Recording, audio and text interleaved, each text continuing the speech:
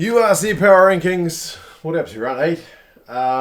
Yeah, it's a bit weird at the moment still, with 4 of the teams not playing, and the South African teams getting underway in their domestic games, which were supposed to be held later on in the year. It's all a bit all over the shop, but yeah, we'll go through the rankings.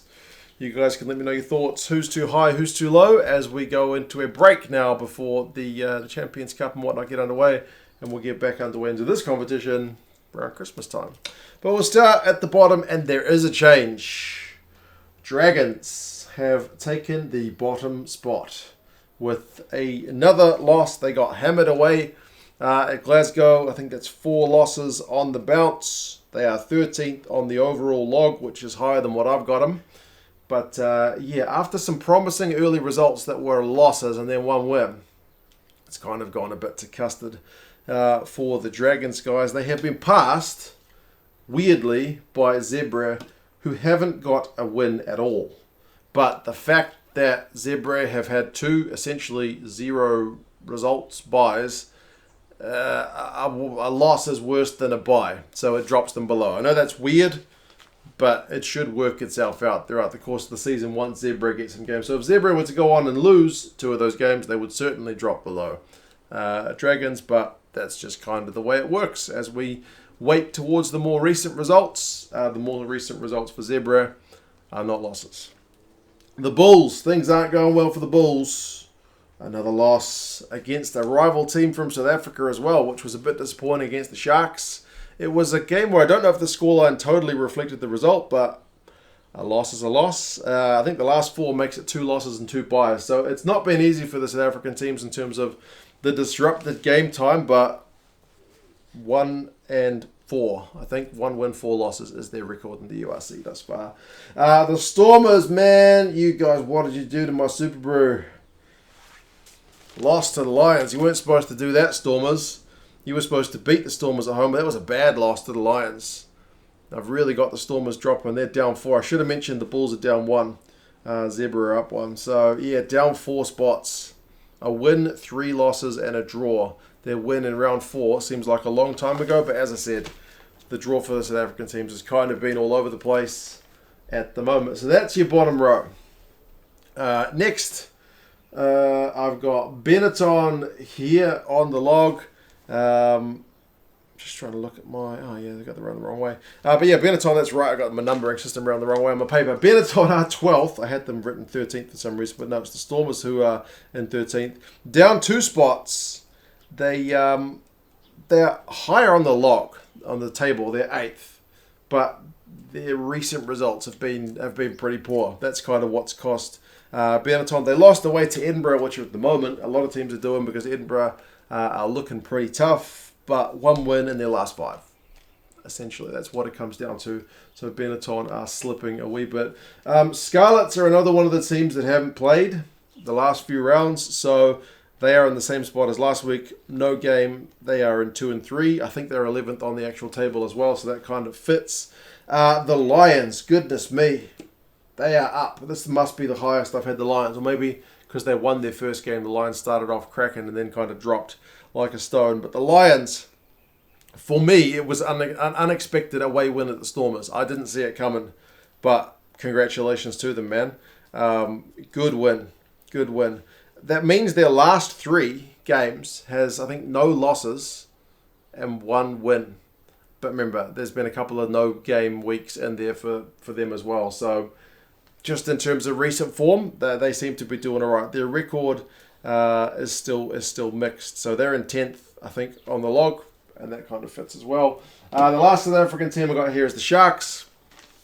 I've got them up 3 spots, and it was a good win over the Bulls, so I'm kind of giving them credit for that win. So, yeah, I think it's 2 wins, a loss, and 2 buys in their last 5. So, like I mentioned, it's really hard to get a read on the South African teams at the moment, as I've promised to mention 5 times already, but yeah, that's how things are stacking up. Haven't played as many games, but fingers crossed the organisers can use this opportunity with the next 2 weeks with no games on to sort something out. I'm sure they'll get it sorted. The top half, I've got Connacht here at number 8. Connacht, inconsistent, hey? Every time you think they're just coming right, then they lose. Albeit, I mean, they got hammered by Leinster, and there's no disgrace in that. Even though it's dropped them down 2 spots, there's certainly no. And they always play entertaining rugby. If you want to watch a game, if you're not really a big follower of the URC, then what are you doing watching this video? But also, like, if there's a team you want to watch that's quite fun to watch, Connacht is certainly one of those teams. Their recent record is loss, win, win, loss. So that's what I mean by it. It's kind of hard to get some consistency. So, yeah, but as I said, fun team to watch, down 2. Cardiff's another team who didn't play.